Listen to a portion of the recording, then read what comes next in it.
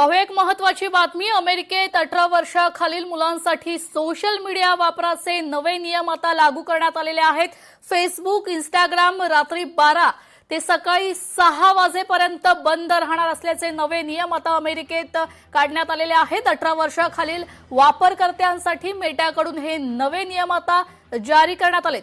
अमेरिकेत झालेल्या 1.4 लाख कोटींच्या करारानंतर हा निर्णय आता घेण्यात आलेला आहे। किशोरवयीन मुलांना दिवसातून 2 तासच फेसबुक, इन्स्टा आता वापरता येणार आहे। तर अमेरिकेने आता नवे नियम जारी केलेले आहेत।